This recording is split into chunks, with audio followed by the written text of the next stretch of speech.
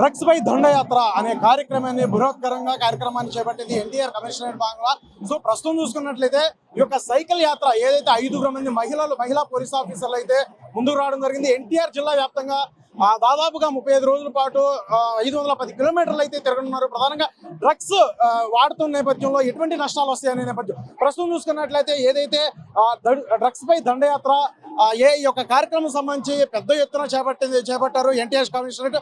దాదాపుగా 2000 మంది పైగా ఇటు యువత కావచ్చు, విద్యార్థులు కావచ్చు, అలాగే కళాశాల విద్యార్థులు కావచ్చు, అందరూ కూడా వివిధ పాఠశాలల నుండి అందరూ కూడా పెద్ద ఎత్తున సైకిల్ ర్యాలీలో అయితే పాల్గొనడం కూడా జరిగింది.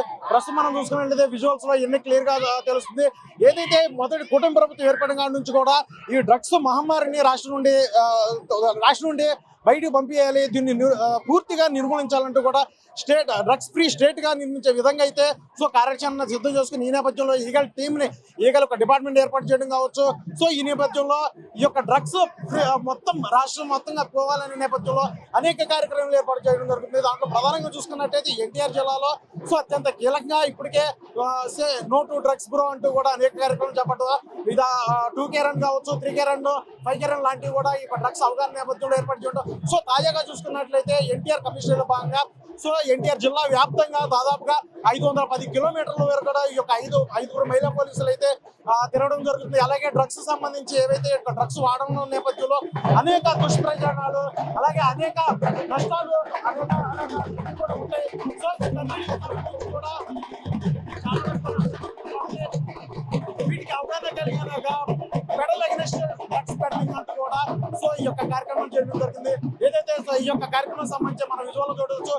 హోంమంత్రి అయినటువంటి వంగలపూడి అనిత, అలాగే మంత్రి అయినటువంటి సత్యకుమార్ యాదవ్, అలాగే ఎమ్మెల్యే గద్దెరాములు వీళ్ళు కూడా పాల్గొన్నారు. ఈ యొక్క ప్రస్తుతం మనం విజువల్ లో చూసుకున్నట్లయితే అలాగే సిపి రాజశేఖర్ బాబు కావచ్చు, అలాగే డీజీపీ హరీష్ కుమార్ గుప్తా, అలాగే ఐజీపీ అయినటువంటి ఈగల్ చీఫ్ అయినటువంటి రవికృష్ణ కావచ్చు.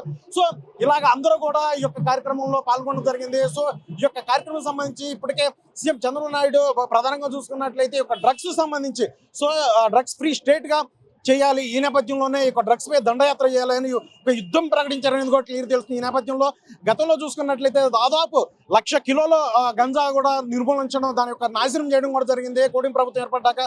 సో ఈ నేపథ్యంలో ఇక డ్రగ్స్ మహమ్మారిని సో రాష్ట్రం నుండి పారతోలాల నేపథ్యంలో కూటమి ప్రభుత్వం కంకణం కట్టుకుంది. అలా ఆ నేపథ్యంలోనే ఇటు పోలీస్ వ్యవస్థ కూడా నిర్మాణంగా కృషి చేస్తుంది. సో ఈగల్ టీం అనేది ఇప్పటికే ఏదైతే ఇటు ఒరిస్సా నుండి వస్తున్న స్పెషల్ ట్రైన్స్ నేపథ్యంలో కూడా వారానికి 3 సార్లు కూడా పహారా కాస్తున్నారు. అలాగే చాక్లెట్ రూపంలో ఉన్న గంజాలను కూడా పట్టుకున్నారు. అలాగే క్విక్ లా ఎన్ఫోర్స్మెంట్ అంటే త్వరితగతిన ఇక శిక్షలు పడే విధంగా కూడా చర్యలు చేపడుతున్నారు. ఈ యొక్క గంజాల కేసులు పట్టిన ఎవరైతే ఈ యొక్క డ్రగ్స్ సంబంధించి స్మగ్లర్స్ కావచ్చు, అలాగే విక్రయించే వాళ్ళు అమ్మేవారు కావచ్చు, వారి యొక్క ఆస్తులను కూడా ప్రభుత్వానికి అటాచ్ చేస్తామంటూ కూడా ఒక హెచ్చరికలు జారీ చేయడం, అలాగే తీవ్రమైన కఠిన చర్యలు ఉంటే కూడా సీఎం చంద్రబాబు నాయుడు చెప్పిన నేపథ్యం కనిపిస్తుంది.